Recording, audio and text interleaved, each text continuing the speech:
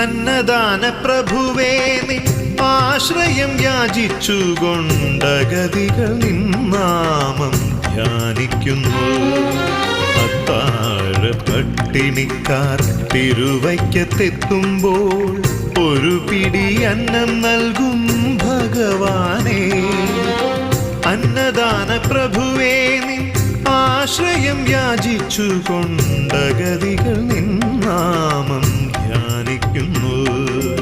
ഓ ശംഭോ Shiva Shambho സ്വയംഭോ, ഓ ശംഭോ Shiva Shambho സ്വയംഭോ.